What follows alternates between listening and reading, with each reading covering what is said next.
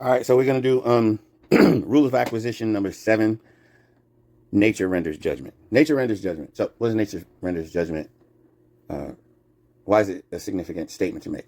It's a significant statement to make because, in light of rule of acquisition number 6, critical extrapolation, it means that the believer is responsible to rationalize the world around them according to the revelation. And the problem with that is fallen nature has human beings rationalizing for a different goal. Okay. And so if you're going to trust your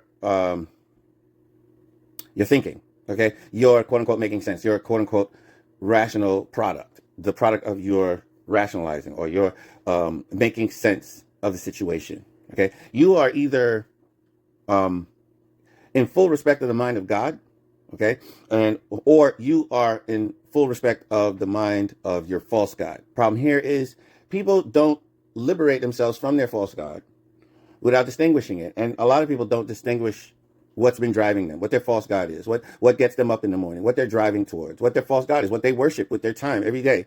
They do not distinguish what they worship with their time every day until it comes to the surface. In other words, they are serving a false god subconsciously. How can you drive yourself away from that situation if you don't acknowledge that you're there? Therefore, some people will take the call to critical extrapolation in such a way that they're going to lean on their own understanding, divorced from God.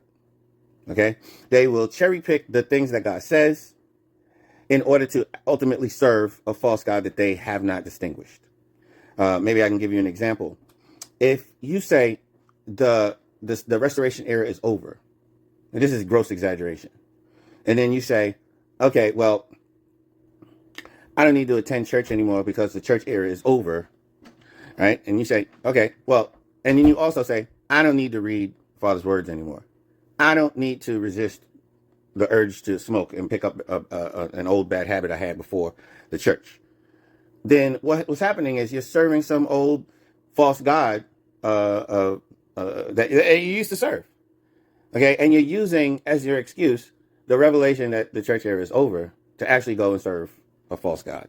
Okay, if you find out that something is wrong with the restoration era, it is actually insufficient, and so then you say, "Oh, true parents are insufficient. The principle is insufficient." Maybe you say religious life is insufficient, and spiritual awareness had ultimately been a lie. You got a big, huge problem. Okay, I am not, when I talk about extrapolation and owning your mind and understanding, I am not saying divorce yourself from the absolute reality, which is God. Now, part of God that we learn about when we embrace the principle right from the introduction is that truth had internal form and external form, and that in the last days, internal form and external form of truth are going to harmonize, right? That's where I'm coming from when I'm talking about critical extrapolation, that the internal truth and the external truth or scientific truth is going to harmonize. So in your critical extrapolation, you have to have a scientific approach. And that's what rule of acquisition number 7 is about.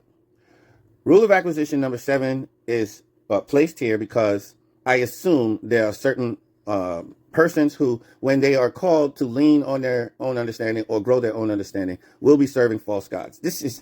You can't avoid this. However, you can't shy away from your ownership over Chonoguk or your elder sonship or your responsibility to deal with the world that you inherited as an heir, just because some people are going to screw it up because they're unknowingly serving a false god.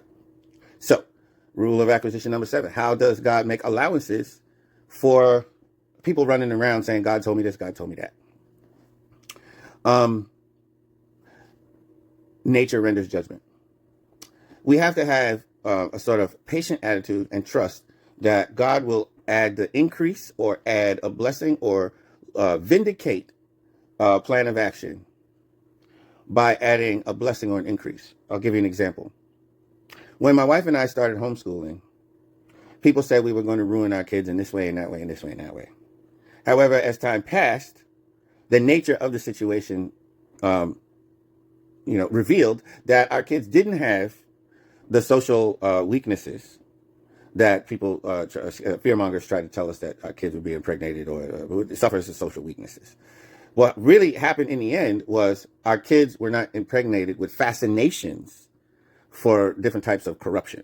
Okay, they were not ever initiated in the pursuit or the curiosity of lots of dark fascinations. Okay, teenage sex would be one of them.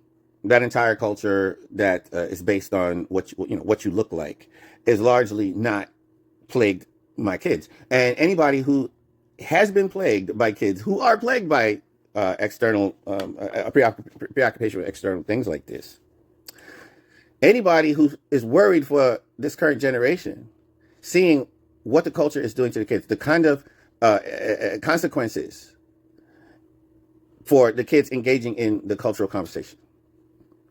Anybody who's disturbed by those consequences has looked at our kids, if fate permits it, and say, what did you do? You homeschooled them. Oh, I thought these kids would be weird. They're not weird. This entire thing is an example of nature rendering judgment. In other words, the natural outflow of you taking that course of action yields a scientific result. And according to science, you compare the results, you catalog them, you learn from them, you log them, and then you propagate those results through papers, articles, so forth and so on. Okay? But people are going to try different experiments. They're going to extrapolate purely or impurely. They're going to set up the parameters of their experiments. They're going to act, and they're going to harvest results. And because this is the realm of external truth and or science, we will see the results. Like as if people were running disparate experiments, and the cream will rise to the top because nature will work with those things that are quote unquote principled, and nature is going to work against those things that are unprincipled. Trusting this is a reason why we don't have to ultimately crush all independent thought. In fact, if our fear of bad results causes us to crush independent results at the outset, we will never run good experiments. Okay, it's like in the world of entrepreneurialism, scared money don't make no money, right? If you don't get out and try it, you will never know that it worked or not worked, or was the company idea that you had, whether you were suited to it or not. You will never know. And we are currently in a state where we don't trust quote unquote members' thinking, right? And we are crippled by that. And so getting at the root of the problem here, that fear of being our next self in this next era, is actually dealt with through basically the same means. Like, it is the free market, right? Some people will do dark things with their money. Some people will do beautiful things with their money. But the free market as a whole has produced better results than communism. Okay, so people they may say, oh, free market means greed runs everything, right? So they try to say, oh, this is dark, but look at the results of communism. So communism wasn't better than free market environments. In free market environments, you have dark players, you have selfish players, but you also have godly players. And then those people have had the opportunity to bring to market, that means to mankind, really great results, and the cream rises to the top. And that's what rule of acquisition number 7 is about. It is about the cream rising to the top. Nature is going to render judgment. God already judged some of these plans that we're having by infusing within nature a certain rhythm and rhyme, and nature knows what it tolerates, not you. So if you try to prejudicially say that, oh, a free membership, what Father called the realm of Chajuguk, unilateral action. Like, if you try to prejudicially say that unilateral action is a form of evil or disunity, you're the problem, because you're not allowing a free market to happen. And a free market is going to be sorted by nature. Nature renders judgment.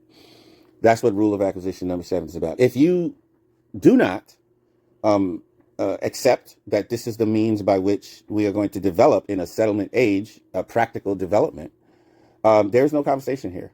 There's absolutely no conversation. Nobody's going to waste time debating about whether following Abel is, the optimal course for believers. Nobody's going to do that in the Fourth Adam Settlement talks. Okay. Next, after that, rule of acquisition number 8 is about how we would help one another in the Wild West of free thinking.